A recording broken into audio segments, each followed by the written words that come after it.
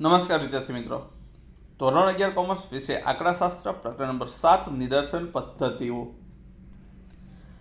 આજે આપણે જોઈશું નિદર્શન પદ્ધતિઓ. તો નિદર્શન પદ્ધતિ કોને કહેવાય? તો સમષ્ટિમાંથી નિદર્શ પસંદ કરવાની રીતને અથવા તો સમષ્ટિમાંથી નિદર્શ પસંદ કરવાની પ્રક્રિયાને નિદર્શન પદ્ધતિ કહેવાય છે. યાદ રાખજો, નિદર્શન પદ્ધતિ કોને કહેવાય? તો સમષ્ટિમાંથી નિદર્શ પસંદ કરવાની રીતને અથવા તો પ્રક્રિયાને નિદર્શન પદ્ધતિ કહેવાય છે. વ્યવહારમાં વિવિધ નિદર્શન પદ્ધતિઓમાંથી એક કે વધુ પદ્ધતિઓ વપરાય છે.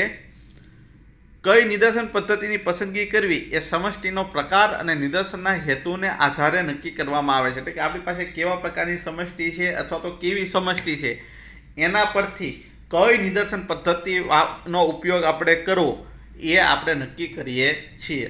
નિદર્શનની વિવિધ પદ્ધતિઓ છે, પરંતુ આપણા અભ્યાસક્રમમાં નીચેની 3 પદ્ધતિઓ છે. એમાંની પહેલી પદ્ધતિ છે સરળ યાદચ્છિક નિદર્શન પદ્ધતિ, બીજી પદ્ધતિ છે સ્તરિત યાદચ્છિક નિદર્શન પદ્ધતિ અને ત્રીજી પદ્ધતિ છે પદિક નિદર્શન. પરંતુ સરકારશ્રીના આદેશ મુજબ 2020ની અંદર આપણને સ્તરિત યાદચ્છિક નિદર્શન અને પદિક નિદર્શનને બાદ કરવામાં આવી છે અને ફક્ત સરળ યાદચ્છિક નિદર્શન પદ્ધતિને અભ્યાસક્રમમાં રાખવામાં આવેલી છે. તો આપણે આજે ચર્ચા કરીશું સરળ યાદચ્છિક નિદર્શન પદ્ધતિની. તો સરળ યાદચ્છિક નિદર્શન પદ્ધતિ અર્થ: નિદર્શનના હેતુસર આ પદ્ધતિમાં સમષ્ટિના વિવિધ અવલોકનોનો એક જ સમૂહ તરીકે લેવામાં આવે છે. જે નિદર્શનમાં બધા જ એકમોની પસંદગી નિરપેક્ષ રીતે થાય અને જેમાં સમષ્ટિના પ્રત્યેક એકમને નિદર્શનમાં પસંદ થવાની સમાન તક આપવામાં આવે તેને સરળ યાદચ્છિક નિદર્શન પદ્ધતિ કહે છે. હવે આ પદ્ધતિની અંદર એવું માની લેવામાં આવે છે કે સમષ્ટિની અંદર જેટલા પણ એકમ છે બધા સમાન ગુણધર્મવાળા અથવા તો સમાન લક્ષણવાળા એકમ છે. એટલા માટે આ નિદર્શનમાં બધા જ એકમની પસંદગી નિરપેક્ષ એટલે કે સ્વતંત્ર રીતે કરવામાં આવે છે અને દરેક એકમને સમષ્ટિમાંથી નિદર્શનની અંદર પસંદ થવાની સમાન તક આપવામાં આવે છે. તો આવી પદ્ધતિને સરળ યાદચ્છિક નિદર્શન કહે છે. સરળ યાદચ્છિક નિદર્શન કોને કહેવાય? જે નિદર્શનમાં બધા જ એકમોની પસંદગી નિરપેક્ષ રીતે થાય અને જેમાં સમષ્ટિના પ્રત્યેક એકમને નિદર્શનમાં પસંદ થવાની સમાન તક આપવામાં આવે તેને સરળ યાદચ્છિક નિદર્શન કહે છે.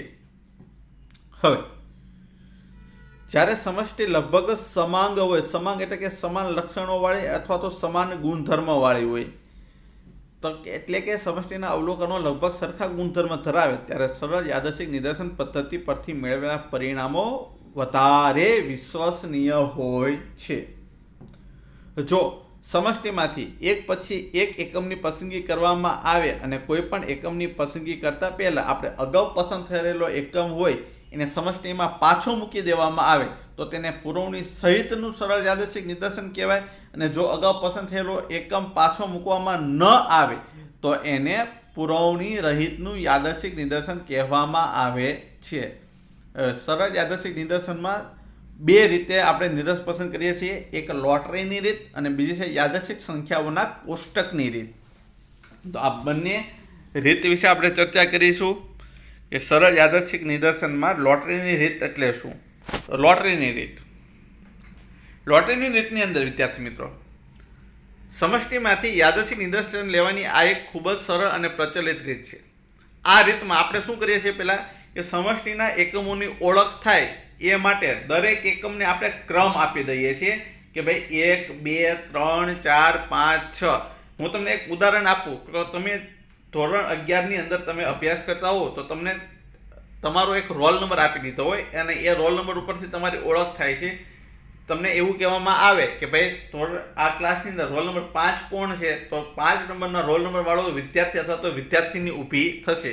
એવી જ રીતે સમષ્ટિમાં દરેક એકમને એક ક્રમ આપી દેવામાં આવે છે અને જેટલા પણ એકમો હોય એટલા એકમની ચિઠ્ઠી બનાવવામાં આવે છે. અને આ ચિઠ્ઠી કેવી હોય છે? તો નાની અને સરખી ચિઠ્ઠી હોય છે. માનો કે 15 એકમો હોય તો 1 થી 15 નંબર લખેલી ચિઠ્ઠીઓ તૈયાર કરવામાં આવે છે. પરંતુ આ ચિઠ્ઠી કેવી હોવી જોઈએ? તો એક સરખી હોવી જોઈએ. હવે એક સરખી કોને કહેવાય? તો બધી ચિઠ્ઠીના રંગ સમાન હોવા જોઈએ, કદ સમાન હોવા જોઈએ, આકાર સમાન હોવો જોઈએ, જેથી કરીને ચિઠ્ઠીની પસંદગી કરવામાં કોઈ પક્ષપાત કે પૂર્વગ્રહ થાય નહીં. એટલે કે આપણને ચિઠ્ઠીની ઓળખ અગાઉથી હોવી જોઈએ નહીં કે ભાઈ આ 5 નંબરની ચિઠ્ઠી છે કે 7 નંબરની ચિઠ્ઠી છે કે 9 નંબરની ચિઠ્ઠી છે. બધી ચિઠ્ઠીઓને વાળીને એક વાસણ કે ડબ્બામાં મૂકવામાં આવે છે. ત્યારબાદ જેટલા એકમોનો નિરસ લેવાનો હોય તેટલી વાળેલી ચિઠ્ઠીઓ વાસણ કે ડબ્બામાંથી યાદચ્છિક રીતે ઉપાડવામાં આવે છે. એટલે કે માનો કે 15 વિદ્યાર્થીમાંથી આપણે 5 વિદ્યાર્થી પસંદ કરવા હોય તો 15માંથી આપણે 5 ચિઠ્ઠીઓ ઉપાડવાની છે.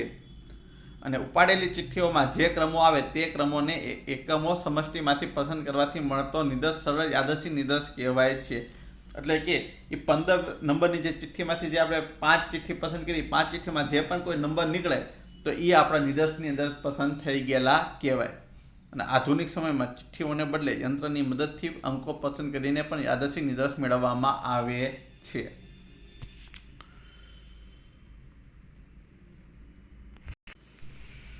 ત્યારબાદ છે રીત નંબર 2, યાદચ્છિક સંખ્યાઓના કોષ્ટકની રીત. જ્યારે સમષ્ટિના એકમોની સંખ્યા ઘણી મોટી હોય ત્યારે લોટરીની રીતમાં ખૂબ સમય લાગે છે. એટલે કે વધારે પ્રમાણમાં ચિઠ્ઠીઓ બનાવવી પડે છે અને તેથી એ કામ કંટાળાજનક બને છે. તો આવા સંજોગોમાં યાદચ્છિક સંખ્યાઓના તૈયાર કરેલા કોષ્ટકોની મદદથી નિદર્શ લેવાનું કાર્ય સરળ બને છે. યાદચ્છિક સંખ્યાઓના કોષ્ટકો વૈજ્ઞાનિક ઢબે તૈયાર કરવામાં આવે છે અને યાદચ્છિક સંખ્યાના કોષ્ટકો પૈકી નીચેના કોષ્ટકોનો ઉપયોગ વધુ પ્રચલિત છે. એમાંનું પહેલું છે LHC ટીપેટના કોષ્ટકો. આ નામ વિદ્યાર્થી મિત્રો ત્રણે યાદ રાખવાના છે, જે તમને 1-2 વાક્યના સવાલના જવાબની અંદર પૂછાઈ શકે છે. નંબર 2 છે ફિશર અને એક્સના કોષ્ટકો અને નંબર 3 છે અમેરિકાની રેન્ડ કોર્પોરેશન સંસ્થાના કોષ્ટકો. જ્યારે યાદચ્છિક નિદર્શ લેવાનો હોય ત્યારે યાદચ્છિક સંખ્યાઓના કોષ્ટકની પુસ્તિકાનું એક પાનું યાદચ્છિક રીતે ખોલવામાં આવે છે. એટલે કે આખી ચોપડી હોય છે આવા કોષ્ટક બનાવેલી, એમાંથી આખી ચોપડીમાંથી કોઈ પણ પાનું આપણે યાદચ્છિક રીતે ખોલવાનું છે અને તેમાંથી કોઈ પણ હાર અથવા સ્તંભ યાદચ્છિક રીતે પસંદ કરવામાં આવે છે અને પસંદ થયેલા હાર અથવા સ્તંભમાંથી શરૂ કરી જે યાદચ્છિક સંખ્યાઓ મળે તે ક્રમના એકમો સમષ્ટિના કદ અનુસાર પસંદ કરી યાદચ્છિક નિદર્શ લેવામાં આવે છે. હવે આ પદ્ધતિના લાભ અને ગેરલાભ શું છે? તો પહેલો લાભ, આ પદ્ધતિમાં સમષ્ટિના દરેક એકમને પસંદ થવાની સમાન તક હોવાથી નિદર્શની પસંદગીમાં પૂર્વગ્રહ કે પક્ષપાતને કોઈ અવકાશ રહેતો નથી. એટલે કોઈની સાથે આમાં ભેદભાવ થતો નથી. નંબર 2, યાદચ્છિક નિદર્શ સમષ્ટિનું યોગ્ય પ્રતિનિધિત્વ ધરાવે તેની શક્યતા વધારે હોય છે. જેમ જેમ નિદર્શનું કદ વધે તેમ તે સમષ્ટિનું વધુ યોગ્ય પ્રતિનિધિત્વ કરે છે.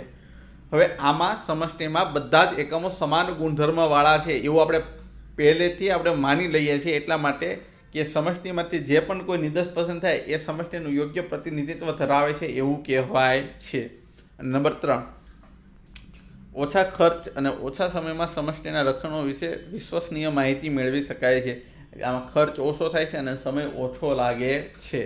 ગેરલાભ, સમષ્ટિના બધા જ એકમોની યાદી જરૂરી છે. જો તે પ્રાપ્ય ન હોય તો આ પદ્ધતિ ઉપયોગમાં લઈ શકાતી નથી.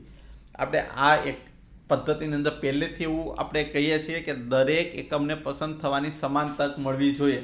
હવે જો સમષ્ટિમાં કોઈ એક એકમ ગેરહાજર હોય તો બધા એકમને પસંદ થવાની સમાન તક મળતી નથી, કારણ કે જે ગેરહાજર છે એને પસંદ થવાની તક મળી નથી. ત્યારે આ પદ્ધતિને આપણે ઉપયોગમાં લઈ શકતા નથી. એટલે કે બધા એકમોની યાદી હોવી જરૂરી છે. નંબર 2, જ્યારે સમષ્ટિનું કદ મોટું હોય ત્યારે ચિઠ્ઠી બનાવવાનું અને સમષ્ટિના એકમોને ક્રમ આપવાના કામમાં વધુ સમય લાગે છે અને તે કંટાળાજનક બને છે. ક્યારેક 1000, 10,000 એકમ હોય ત્યારે 10,000 ચિઠ્ઠીઓ બનાવવાનું કાર્ય મુશ્કેલ છે. ક્યારેક એવું પણ આપણને થાય કે વચ્ચેથી કોઈ એકમને નંબર આપવાનો ભૂલાય અથવા તો ચિઠ્ઠીમાં એ એકમને નંબર લખવાનો ભૂલાય તો એ એકમને પસંદ થવાની સમાન તક મળતી નથી. અને નંબર 3, જો નિદર્શનું કદ નાનું હોય અને સમષ્ટિ વિસમાંગ હોય તો નિદર્શ સમષ્ટિનું યોગ્ય પ્રતિનિધિત્વ ધરાવતો નથી. આપણે જે અગાઉથી ધારણા કરીએ છીએ કે આ સમષ્ટિમાં સમાન ગુણધર્મ હોય છે અને જો એવા સમાન ગુણધર્મ ન હોય ત્યારે આ પદ્ધતિને ઉપયોગમાં આવતી નથી. વિદ્યાર્થી મિત્રો, આશા રાખું છું કે આજના આ વિડીયોની અંદર આપણને સમજ પડી હશે. જય હિન્દ, જય ભારત, અસ્તુ, આભાર.